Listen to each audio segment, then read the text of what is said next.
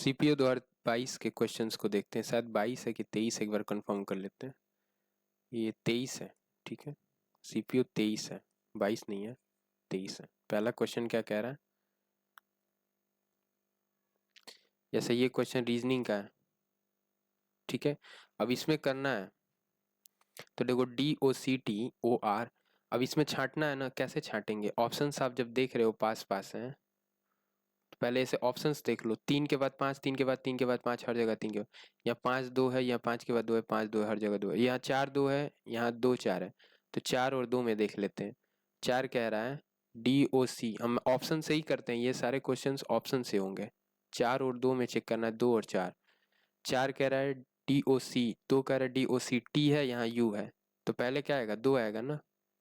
तो पहले 2 आएगा फिर 4 आएगा, पहले 2 आएगा फिर 4 आएगा, पहले 2 आएगा फिर 4 आएगा। ये चौथा ऑप्शन गलत, चौथा रॉन्ग हो गया। अब देखते हैं उसके बाद ऑप्शंस देखिए। 6 2 2 6 देख लीजिए, 2 6 और 6 2, 6 और 2। 6 में कह रहे DOCT O है, यहाँ R है, तो पहले क्या आ जाएगा? 2 आ जाएगा ना। तो 6 2 में पहले 2 आएगा फिर 6 आएगा, यहाँ पहले 2 आएगा फिर 6, ये रॉन्ग हो गया। अब सिर्फ 2 ऑप्शंस बच गए, पहले 2 फिर 6। अब इन दोनों को लिखना है ना, पहले ऑप्शन, अब इतना देख लिया ना, फट से ऑप्शन लिख लो। 3 5 2 1 6 4। दूसरा ऑप्शन ये ए है। सी कह रहा है 3 5 1 2 6 और 4। देखते ही समझ में आएगा, 2 1 1 2 में देखना है। 1 और 2 में देखो कौन पहले आएगा। DOCTOR, ये R है, तो पहले 1 आएगा ना, फिर 2 आएगा, क्योंकि ये तो खत्म हो गया, ये छोटा है। यहाँ तक तो कॉमन है और छोटा भी है, तो छोटा है उसके बाद ये शुरू हुआ होगा 2, तो 1 आ जाएगा। ये ऑप्शन हो गया, ये रॉन्ग। तो इसका करेक्ट आंसर 1 हो गया। अगला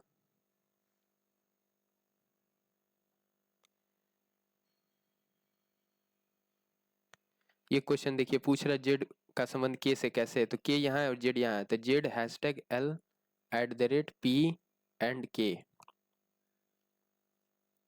अब फट से कोड देख लीजिए। जैसे @ है, @ का मतलब पति है, कुछ नहीं है, इसका मतलब 0। हैशटैग का, हैशटैग का मतलब पुत्री है, -1। और एंड का मतलब क्या है? माता है, +1। तो ये तो कट पिट के 0 हो गया ना। तो भाई ये सब गलत, या तो ये हो सकता है या ये हो सकता, ये भी माता भी हट गया, तो अब तो कोड 0 हो गया जेड और के में। अब देखो के का, पहले ये देख लेते हैं जेंडर। के का जेड से क्या संबंध है? किससे संबंध है? के का से क्या संबंध है? हम बताए थे ना, हाउ इज के, हाउ इज के इंग्लिश में अगर इसको करोगे ना, तो हाउ इज के रिलेटेड टू जेड। या फिर के का के से संबंध है, कैसे संबंध है, पूछा जाता है ना, के जेड से क्या संबंध है। के का ही पूछ रहा है ना, जेड से। के का पहले जेंडर देख लो, तो के @L है, इसका मतलब क्या है? बी का पति है, तो ये मेल है ना, तो मेल है तो ये हट गया। ये के क्या है? एक मेल है। ये भी इजी क्वेश्चन था। इसमें बोल रहा है कलाकार पेंट करता, इजी है। अब इस क्वेश्चन को देख लो, ये भी ठीक ही था। मैथ्स के फटाफट पहले देख लेते हैं। अच्छा, इसका कोड बताना है ना, EARS का कोड दे दिया है।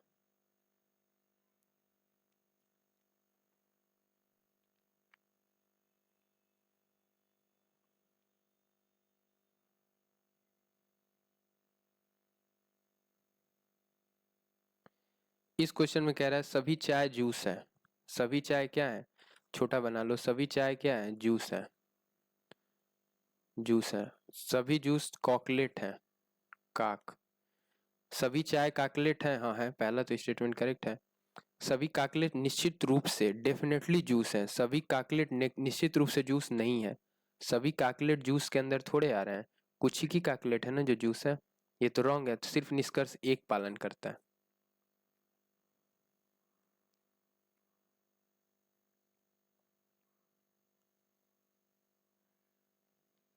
जैसे ये देखिए, ये भी ठीक है। ये पूछ रहा है जे का आर से क्या संबंध है। $C फिर बी और #R। जे का आर से क्या संबंध है? जे का कोड बता दो। तो सी है ना, मेल है कि फीमेल है?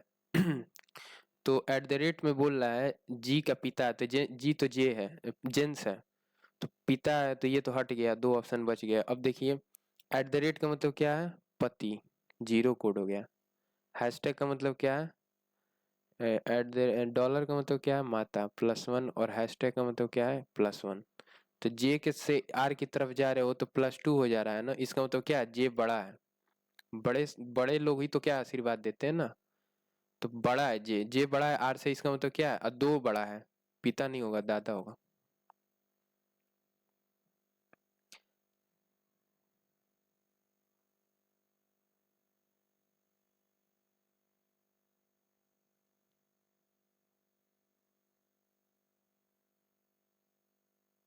ये देखो 16 7 112 होता है ना, तो गुणे 7 - 6 कर दोगे, जैसे 10 6 60 नहीं होगा। एक बार और लिख लीजिए इसको, 16 106।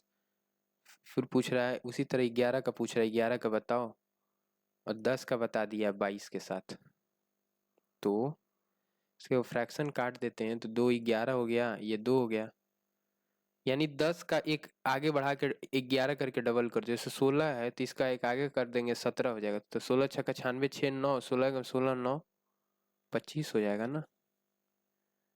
जैसे इसके एक आगे का, अच्छा 17 6 102 होता। सपोज करिए 16 के एक आगे का नंबर क्या है? 17 है। जैसे 10 के एक आगे का नंबर 11 है, तो 11 का डबल किया गया है तो ये 22 हो गया है। ये क्या? 11 का डबल है। तो 17 के आगे का नंबर, 16 के आगे का नंबर 17, इसका डबल करोगे तो 34 आना चाहिए। 11 के एक आगे का डबल 12 है, 12 का डबल 24 हो जाना चाहिए। 106 कैसे हो सकता है? ट्रिपलेट तो नहीं बन रहा है ना। 2 8 16, 2 5 10, 2 3 6, 53 हो गया।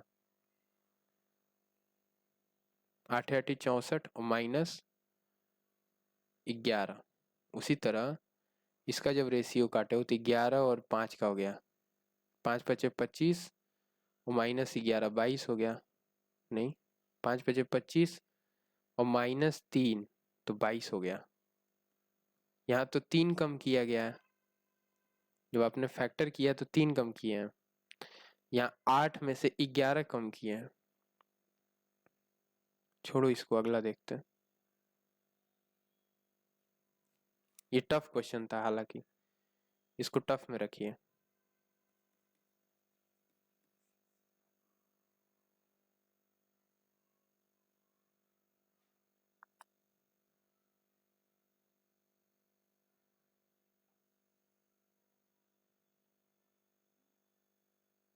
ये क्वेश्चन कह रहा है 12 64 116 32, जो ये रिलेशन, अच्छा 32 44 के साथ जो रिलेशन दे रहा है, इसका रिलेशन बता दो क्या होगा। ये 12 से रिलेशन दे रहा है, तो ये 12 का स्क्वायर है। ठीक है, ये 8 का स्क्वायर है, तो ये भी किसी का स्क्वायर होना चाहिए था। ऐसे समझो, ये 8 का स्क्वायर है। 8 8 16, 12 12 24, 8, 8 8 16, 6 4, गैप 4 का हो गया ना, कि इसका सम करते हैं तो 16 हो गया, इसका सम करोगे तो 24 हो जाएगा। तो 10 का गैप यहाँ आ रहा है, लेकिन यहाँ तो 4 का गैप आ रहा है ना। कुछ और है क्या? देखते हैं। 6 और 4 10 हो गया, 4 3 7 1 8 हो गया, 3 2 5 हो गया, 2 1 3, यहाँ अगर डीएस लगा दे तो 10 हो गया, ये 3 हो गया, तो 7 बढ़ा है। 5 2 5 हो गया, 4 4 8 1 9 हो गया। यहाँ कितना बढ़ा है? 4 बढ़ा है। ये भी पॉसिबल नहीं है।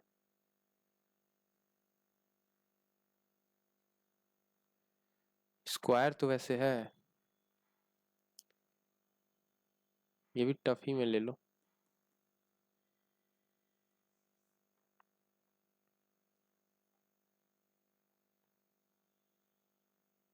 इस क्वेश्चन में देखिए 9 1 10 और 9 19, 9 और 1 10, और फिर आगे वाला नंबर ऐड कर दिया, 5 2 7, फिर आगे वाला नंबर 14। अच्छा 5 का डबल 10 कर दो, 9 का डबल 18 कर दो, फिर एक जोड़ दो तो 19 हो गया। 5 का डबल 10 कर दो, और 2 का डबल 4 कर दो तो 14 हो गया। तो पहला वाला तो ठीक है कि 9 का डबल कर दिए और फिर एक का भी डबल कर दिए, एक को एक ही रहने दिए। यहाँ 5 का डबल करोगे तो 10, और 2 का डबल 4, 14 हो गया। 3 का डबल 6, 2 का डबल 4, 10 हो गया। ये तो सही है। 8 और 7, 4 का डबल, ये नहीं है, पहला तो बैठ जा रहा है, लेकिन ये वाला नहीं बैठ रहा था कि 9 का डबल करने पर, 1 का डबल जब कर दोगे तो 9 दूना 18, 2 20 हो जाना चाहिए, 19 दिया। इसको भी स्लाइटली टफर में रखोगे, मॉडरेट लेवल है।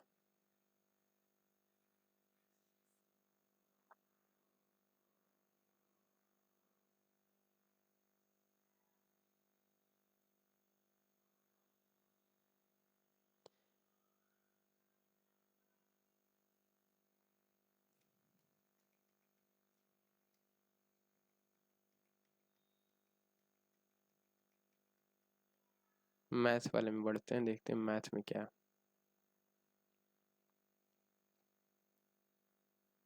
इस क्वेश्चन में कह रहा है 10% के देने वाली एक राशि निवेश के चलचित ने 10% ब्याज देने वाली पीटर ने आधी राशि निवेश किया, 2 वर्षों के लिए निवेश किया। तो अच्छा, तो 10% वार्षिक ब्याज देने वाली राशि में पीटर है, और क्या है, चंचित करके कोई नाम था, रेचल था। और फट से देखो 10% वाले में निवेश किया है ना एक निश्चित राशि, जबकि जब चक्रवृद्धि ब्याज के आधार पर 10% वाली राशि में योजना में पीटर के आधी राशि का निवेश किया है। ये 10% वाला चक्रवृद्धि में किया है, सीआई में किया है, और ये आधी राशि किया है पीटर के कंपेरेटिवली, यानी अगर पीटर एक किया है तो 2 किया है, तो ये एक किया है। 2 वर्ष के बाद पीटर और रेचल 3 वर्ष के लिए निवेश किया। अच्छा, ये 3 के लिए किया है, ये 2 के लिए किया है। तो पूछ रहा है इनके अंतर क्या होगा। अब देखिए, जब आधी के लिए डबल के लिए किए हो तो 10 का 2 साल के लिए 20 हो गया, 20 दूना 40, 40% का यहाँ मिल रहा है तुमको, यहाँ 21% का मिल रहा है, लेकिन 10 के हिसाब से 3 साल का क्या होगा, 33.1। गैप कितने का होगा, 0.9 ऐड कर दोगे तो 4 हो जाएगा ना, 6.9 की वैल्यू क्या है, 897। आपको क्या बताना है, रेचल ने कितनी राशि इन्वेस्ट की, तो ये परसेंट है, रेचल ने कितना किया है, रेचल ने तो 1 यूनिट का ही किया है, तो 1 यूनिट की यहाँ से वैल्यू बता देंगे। तो कट रहा है, 3 से काटो तो पहले तो 29 3 होगा, और इसको काटोगे 89 को 69 टाइम्स में तो 10 बार में ही जाएगा, एक ही बार में जाएगा। 13 9 117, 7 11, 13 78 और 1 79, 89, 13 बार में गया है, 13 का मल्टीपल आंसर आ जाएगा 13,000। ये इजी क्वेश्चन था, बट कई लोग टफर में रख सकते हैं इसको। इसको देखो, स्टॉक में 30% पहले वर्ष कम 20% बढ़ा है, फिर दूसरे साल बढ़ा, घट गया है, ये बढ़ा है, फिर क्या हुआ, कम हो गया, तो ऐसे लिख लो, प्लस फिर -20, ऐसे कर लो, पहले 30% पॉजिटिव है, फिर 20% निगेटिव है। निवेशक ने इतना रुपए में 100 शेयर खरीदे, 2 वर्ष के बाद अंतिम मूल्य क्या होगा। 100 शेयर खरीदे हो तो क्या ही फर्क पड़ेगा, आपको तो बस पैसा देखना है ना, रुपया कितने में चेंज हो जाएगा। तो 30 और 20 10 हो गया, 3 दूना 6, -6 कर दोगे तो 4 बढ़ जाएगा, तो 140 हो जाएगा। इसका 4% कितना हो जाएगा, भाई ये सब परसेंटेज में है ना। तो जब करोगे तो 3 दूना 6, ये 6% और कम कर लोगे, 4% इसका कितना हो गया, 104 ही तो होगा, 4% 40 हो गया ना, 140 बढ़ जाएगा। इससे कोई मतलब नहीं है, इजी क्वेश्चन था।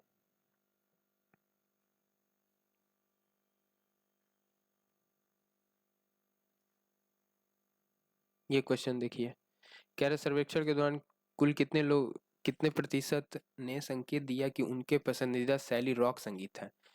अब देखिए 18 से 20 में 9, रॉक शैली वाले कितने हैं, 9 7, 18 से 20 में 9 है, 9 और 7, 16 और 13, 29 हो गया ना, 16 13 कितना हो गया, 29 हो गया ना। और ये क्या है, सब संख्याएं हैं, तो 29 ऐसे जो ये बता रहे हैं कि हमारी पसंदीदा रॉक शैली है, और टोटल कितने हैं सब, तभी तो परसेंटेज मिलेगा। तो ये जोड़ोगे तो क्या हो गया, 60 और 40, 100 और 6, 106, इसका कितना परसेंट है। अब ये बताना है, तो इसका 10% 10.6 हो गया, 20% क्या हो गया, 10 दूना का 20 और 6 दूना का 12, 21.2 हो गया, ये 20%।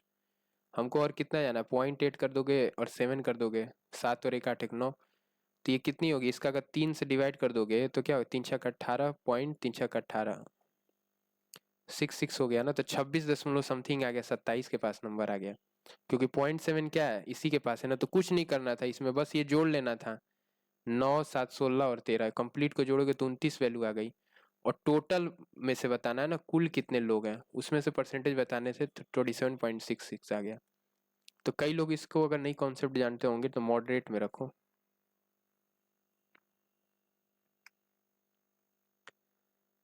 बट डुएबल है वो।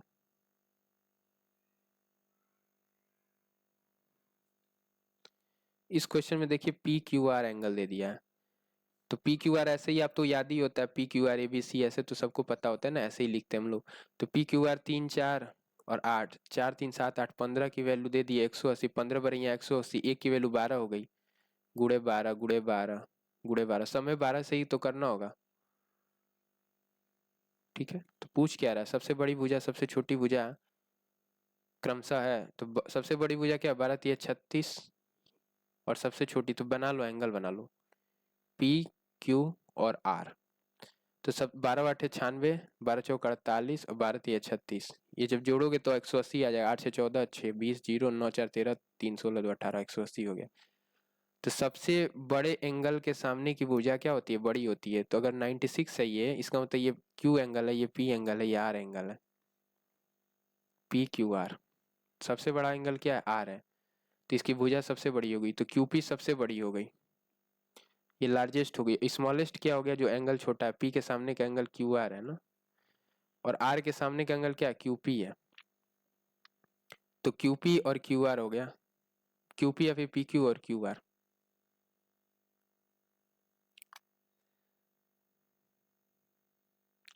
36 मिनट अंधकार घोड़े में द्रव में भरा जाता है, द्रव को पूरे भर दिया जाता है, 6 मिनट में बेलकार स्थानांतरित किया जाता है, गोले खाली बदली जा सकता है। अच्छा, 36 सेंटीमीटर व्यास है, अर्ध गोलाकार कंटेनर में एक द्रव तैयार किया, तो 2/3 पाई की वैल्यू कुछ बोला नहीं है, तो 22/7 ले लो, लेकिन कटेगा 36 से, और 36 का आधा करोगे तो 18 हो जाएगा, आर क्यू होता है ना, 18 × 18 × 18, ये हो गया ना। अर्ध गोलाकार कंटेनर के द्रव को दवा भरा जाता है, तो दवा को 6 सेंटीमीटर व्यास ऊंचाई वाले, 6 सेंटीमीटर व्यास है, इसे पाई रहने तो पाई कैंसिल ही हो जाएगा, 22/7 पाई आर स्क्वायर, आर की वैल्यू कितना है यहाँ, 3 × 3, और हाइट कितनी है 6, तो छतरी 18, एक खत्म, यहाँ भी 18 है, 3 छक 18, ये खत्म, पाई से पाई खत्म, 3 छक 18, ये भी खत्म, सारा खत्म हो गया। तो 6 6 36 दूना 72, आंसर इजी था, 6 6 36 और दूना 72, सिर्फ यही बच गया ना, इजी क्वेश्चन था। बट सॉल्व करने की टेंडेंसी होनी चाहिए। 5 घंटे में पूरी यात्रा 45 मिनट के टोटल डिस्टेंस क्या पूछा, एवरेज पूछा है क्या, पहले 45 मिनट के दौरान चाल बताइए। अच्छा, एवरेज दिया है, औसत दिया है 73 किलोमीटर पर आवर है, ठीक है, तो 73 एवरेज है। पहले क्या किए हो, 5 घंटे की पूरी यात्रा के दौरान 5 घंटा है, तो 73 × 5 कर देंगे तो टोटल डिस्टेंस पता चल जाएगा। देखते हैं, 45 मिनट एक निश्चित चाल से चला है, तो 5 9 45, 12 5 60, ऐसे कर सकते हो ना, 45/60, ये मिनट है तो आवर में हो गया, मान लो एक्स चाल से चला है, 45 मिनट 85 से चला है, तो 60 मिनट चला होगा तो 85 चल दिया होगा, और 15 चलाना है, 15 मिनट यानी 1/4, तो 85/4 चलेगा और किलोमीटर, फिर 3 घंटे 70 किलोमीटर, 210 हो गया। तो ये हो गया, बस यही सॉल्व करना था। तो 15 3 45, 15 चौका 60, ये 3x है, ये 4 है, ऐसा करते 4 से और मल्टीप्लाई कर लो, 5 3 15 20 कर लो इसको, 4 से मैंने मल्टीप्लाई कर दिया, ठीक है, तो ये 4 कैंसिल हो जाएगा, 4 से सब में मल्टीप्लाई किया, याद रखना। तो 4 से जब करोगे तो 73 × 20 हो जाएगा, 3 3 6 7 7 14, इसको 8 दूना का 16, 4 से किए हैं ना, तो क्या हो जाएगा, 85 का डबल, 8 दूना 16, 117, 170, इसका डबल, फिर ये 85 रह जाएगा, और ये 3x रह जाएगा, कंप्लीट की वैल्यू क्या हो गई, 3x ही बस रह गई, और ये 85 रह गई, और ये कितना हो गया, 21 चौक 84, 840, तो 8 17 दूना 34, 340, 4 4 8, 8 3 11, कम करोगे 1180, कितना हो गया, 0 16 में 60 गया 8, 3 में से गया 2, इसको भाग, इसमें और 85 कम करना है, क्योंकि ये 85 है ना, कम करोगे तो क्या हो जाएगा, 10 में 5 गया 5, 17 में 60 गया 9, ये बचा ना 19, 3 से डिवाइड करोगे, 3 छक 18, 3 5 15, 65 आ गया आंसर। तो ये तो कठिन हो गया थोड़ा सा, क्योंकि इसमें क्या करना है, मल्टीप्लाई करना, बट ईजी है।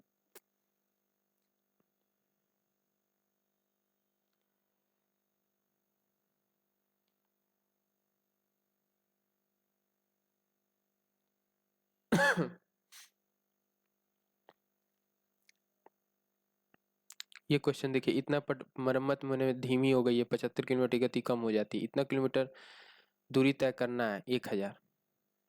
बोला धीमी गई है कि पटरियों की मरम्मत हो रही है। इस यात्रा के लिए इसकी औसत चाल 45 किलोमीटर की कमी हो जाती है और यात्रा में 3 घंटे समय बढ़ जाते हैं। पहले टी लग रहा था, अब T+3 आवर्स लग रहा होगा। तो डिस्टेंस तो फिक्स है ना, तो स्पीड का इन्वर्सली टाइम हो गया ना। तो मान लो कि 75 किलोमीटर की कमी की हो, यानी 3 घंटे बढ़ गया। 75 किलोमीटर की कमी की हो का मतलब क्या हो गया? अगर 75 किलोमीटर की स्पीड से अगर इसको ले जाते तो कितना हो जाएगा? 15×5 = 75, 5 भी सही है, 5 से करो ना, 5×5 = 75, 5 भी सही है, 200 हो गया। ये थोड़ी सी अच्छी क्वेश्चन है, इसको समझना पड़ेगा। देखिए इतना किलोमीटर की या दूरी तय करनी थी, 3 घंटे बढ़ गया है क्योंकि ये डिस्टेंस स्पीड कम कर दिए हो। तो सपोज कर मान लो स्पीड पहले क्या थी, कुछ थी, 2 वेरिएबल आ गया ना। तो यात्रा की मूल अवधि कितनी होनी चाहिए? 3 घंटे बढ़ गया है टाइम, क्योंकि 75 की स्पीड से कम हो गया है स्पीड। औसत चाल से 75 किलोमीटर की कमी हो जाती है और टोटल डिस्टेंस है ये।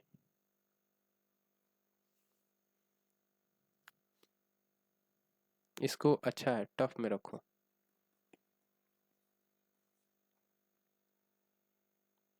ये क्वेश्चन देखिए, कह रहा है कि गणित में अनुत्तीर्ण छात्रों की अन्य विषयों में अनुत्तीर्ण छात्रों की संख्या से कितनी कम है। तो ये सब अनुत्तीर्ण होने वाले हैं। अनुत्तीर्ण वाले होने वाले छात्रों कुल संख्या 350 है। गणित में कितना अनुत्तीर्ण हुआ है? 27%। तो 27% कितना कम है ये बताना है ना। तो इसका तो 27% निकाल लेंगे पहले, बटे 100, 10, 5×7 = 35, 5×2 = 10। तो कितना कम है ये बताना है अन्य विषयों की अपेक्षा। अन्य विषयों में जो भी उत्तीर्ण हुए होंगे बाकी से कितना कम है। तो टोटल तो मान लो 100% होंगे सब। 100 से 27 कितना कम है? 27 3 30 और 70, 100, 73 कम है ना। तो 73% इसका बता दो कितना होगा। तो 73 की है तो बटे 10 हो गया ये। 5×7 = 35, 5×2 = 10, 7×3 = 21, 1 2, 7×7 = 49 और 2 × 51, 51 हो गया। ये 2 से काटेंगे तो नहीं कटेगा ये आंसर। ये अच्छा क्वेश्चन है, टफ में रखो।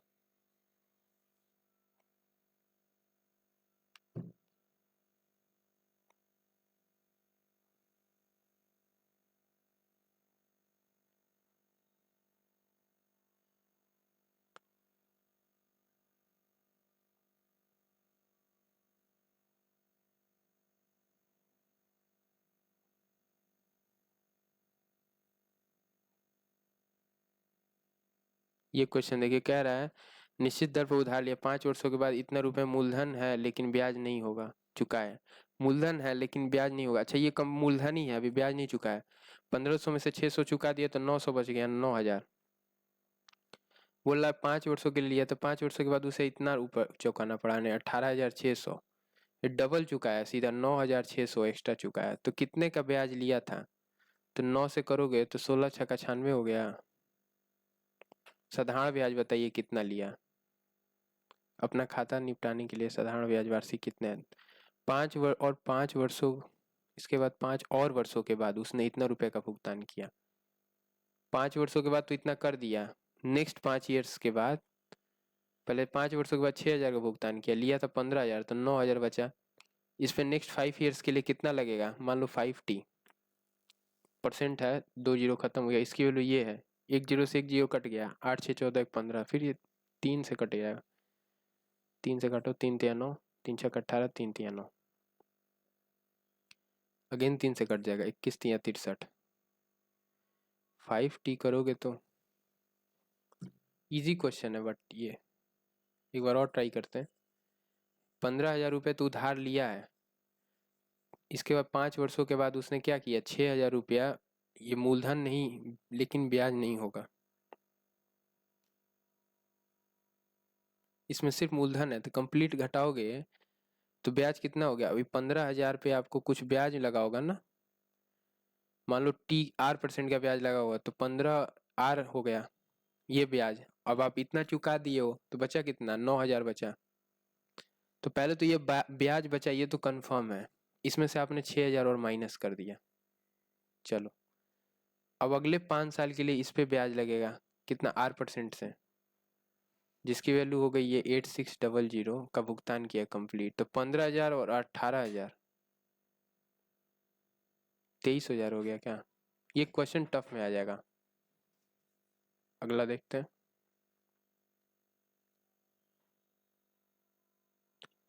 ये बोल रहा है कि कंपनी 2001 से 5 के दौरान पी पूछा, ये कंपनी क्यू ने कंपनी पी की तुलना में अधिक कपड़े उत्पादन किए किन किन वर्षों में, क्यू ने अधिक किए। गलत, सही, गलत, गलत, सही। सिर्फ 2 वर्ष हो गए, 2004 और 2002 और 2005। 2002 में और 2005 में। ये इजी क्वेश्चन था।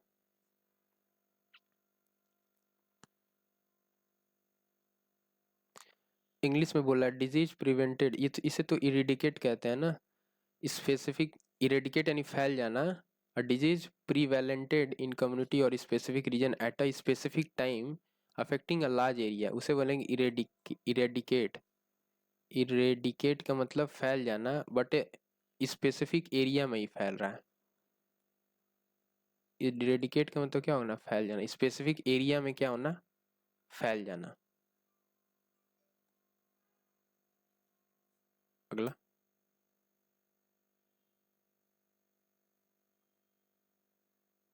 ये क्वेश्चन कह रहा है इनकरेक्टली बताना है। Occasion, OCASSION। अब इसमें देखिए OCASS, ओकेजन बिल्कुल करेक्ट है। OCASSION, जनरली लोग कंफ्यूज होते हैं ओकेजन में। OCASSION ये सही होता है। ओक, OCASSION ये सही है। इनकरेक्टली बताना है ना, कौन सा इनकरेक्ट है, करेक्ट नहीं है, इनकरेक्ट है। ओकेजन में OCASSION, ओकेजन में OCCASSION होता है क्या। वो कोकेजन। फॉर्मूली तो सही है, एग्रीएबल सही है, एग्रीएबल, वेट्रेस भी सही है, यही गलत है। ओकेजन में OCA नहीं होता है, OCCASSION होता है ओकेजन में। तो ओकेजन में एक इनकरेक्ट क्या होता है, ओक और केजन। जनरली यहाँ इजी दे दिया है। ओक और केजन होता है OCCASSION, सिंगल एस होता है यहाँ। सिंगल क्या होता है, एस होता है, ये याद रखना। एक बार और लिख लीजिए। ओकेजन में क्या होता है, सिंगल एस होता है। ओक और केजन, CASSION। यहाँ क्या होता है, सिंगल एस होता है। ओक और केजन। ऑल्दो ये इजी है, कठिन नहीं है।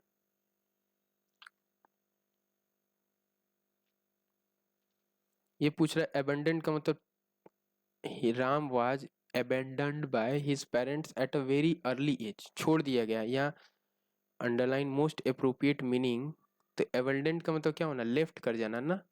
abandoned छोड़ दिया गया at a very early age. abandoned का मतलब क्या होना, अलग कर देना, अबैन कर देना। बैन है ना, अबैंडन में क्या है, बैन है, ABAN, अबैन।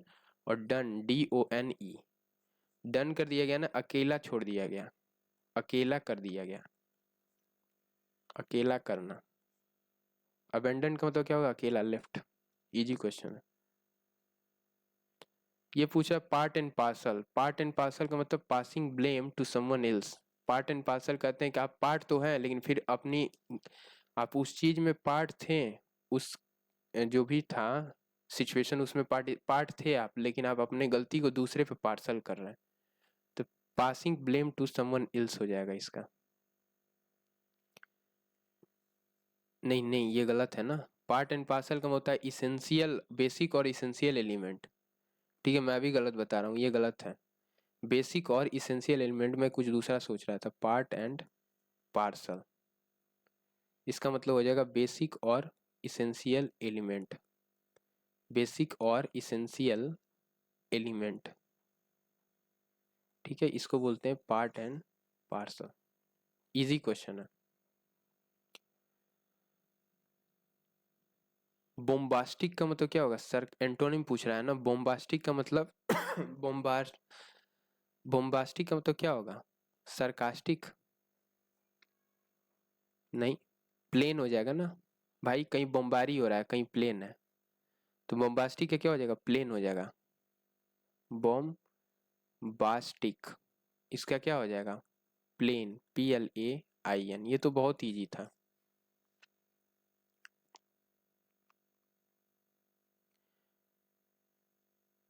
इस क्वेश्चन में कह रहा है अप्रोप्रिएट इडियम बताइए, he started only this the whole investment he transportation, ये मिडास टच हो जाएगा इसका। What does he have, Midas touch, जहां जो चीज छू दे वो क्या हो जाए, सोना हो जाए।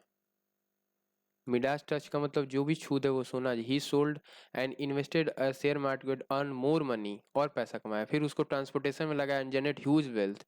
जो ही चीज में हाथ लगा दे रहे हो वो क्या हो जा रहा है, सोना हो जा रहा है, तो इसे बोलते हैं मिडास टच। जो जो इजी क्वेश्चन है उसमें मैं लगाते भी जा रहा हूँ, जैसे ये इजी है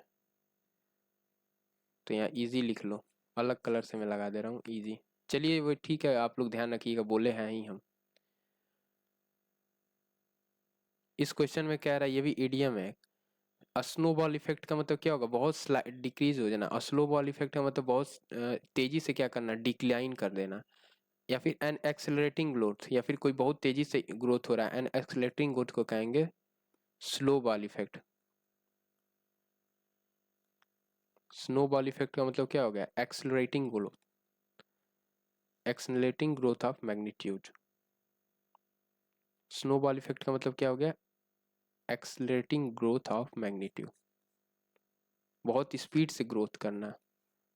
स्नो बॉल ऑलरेडी, वैसे तो स्नो के बॉल्स गिरते हैं, बट चलो यहाँ बहुत एक्सलेटिंग ग्रोथ हो रहा है।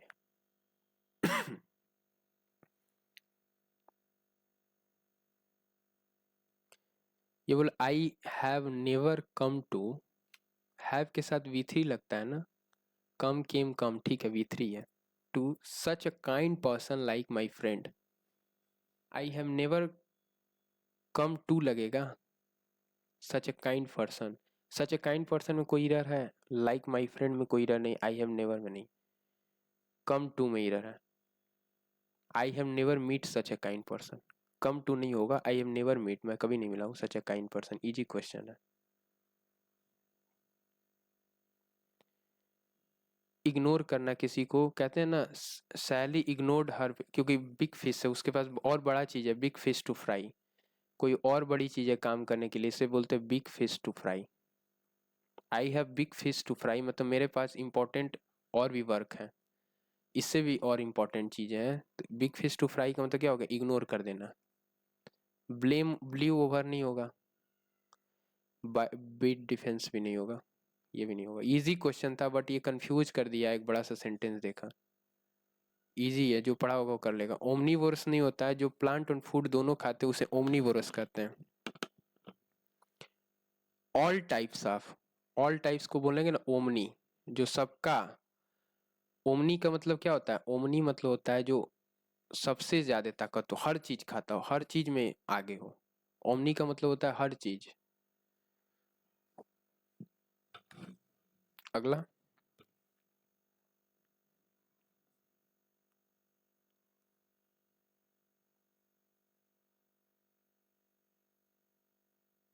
जैसे ये क्वेश्चन है, इंग्रेडिएंट का मतलब क्या होगा, इसका पूछा है अप्रोप्रिएट मीनिंग, इंग्रेडिएंट। तो किसी चीज के इंग्रेडिएंट्स क्या है बताइए, इसमें क्या क्या लगा है, क्या क्या मसाले लगे हैं ये बताइए।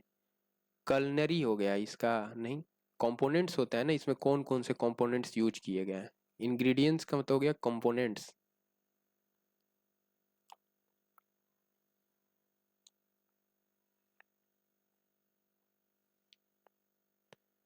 एग्रावेट का क्या होगा, मिटिगेट, इसका साइनो होता है, एग्रावेट का होता है मिटिगेट। एग्रावेट का साइनो क्या होता है, मिटिगेट।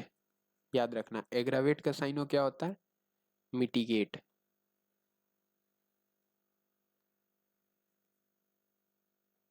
मिटिगेट तो एंटो हो जाएगा ना, एग्रावेट का एंटो मिटिगेट हो जाएगा।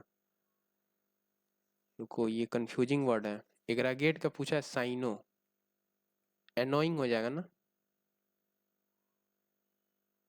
एग्रावेट का साइनो क्या हो जाएगा, एनोइंग। ये इंपॉर्टेंट वर्ड ऐड कर लीजिए, aggravate.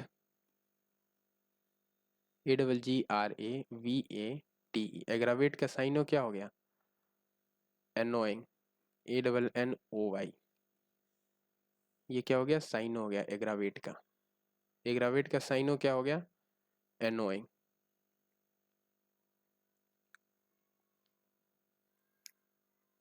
Lasting for a very short time, इसे इफीमरल कहते हैं। Ephemeral, lasting for a very short time, इसे परीनियल भी बोलते हैं। PERENIAL, परीनियल मतलब वेरी शॉर्ट टाइम के लिए लास्ट। जैसे नदी होती है ना, बहुत कम समय के लिए कहीं एक जगह ठहरती है, उसे भी परीनियल बोला जाता है। बहुत जो कम समय के लिए ठहरता है, lasting for a very short time, short period of time के लिए, उसे इफीमरल कहते हैं। इटर्नल होता है लास्टिंग फॉर एवर। इटर्नल इसका उल्टा होता है लास्टिंग फॉर एवर, इसे बोलते हैं इटर्नल, ETERNAL, इसे बोलेंगे लास्टिंग फॉर एवर।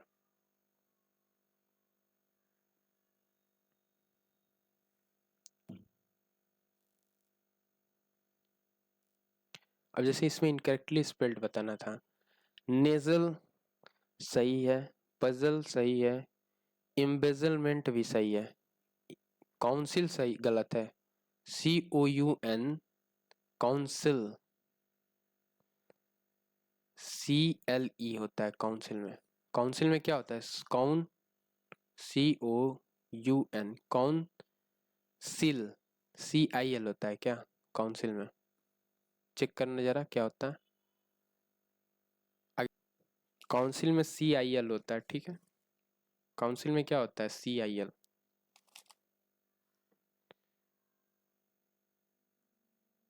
यहाँ CI लग जाएगा, ये गलत है। इसमें क्या कह रहा है?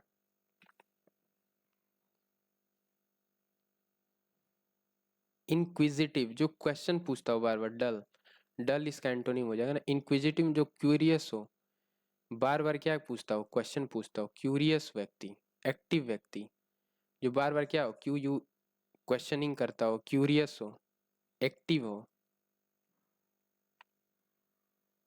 इसका उल्टा हो जाएगा डल।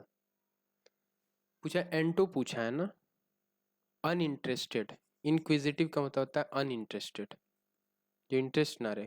क्विजिटिव का मतलब बोले ना, जो इंटरेस्टेड हो, क्यूरियस हो,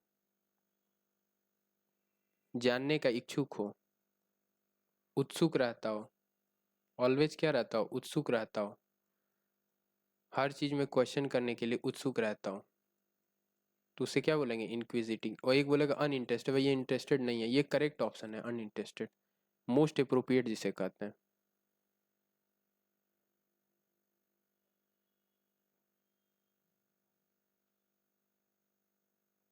ये क्वेश्चन कह रहे अभोर, अभोर का मतलब क्या हो गया?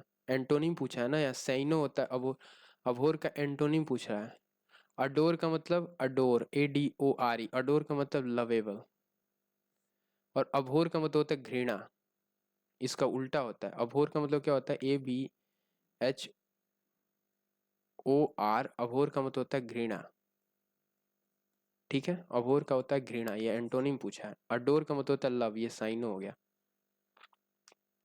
ये ऐड भी कर लो। अभोर का मतलब क्या? ABHOR, अभोर का मतलब होता है घृणा। और अडोर का मतलब ADORE, अडोर का मतलब होता है प्रेम, ADORE, अडोरेबल होता है ना, प्रेम, लव।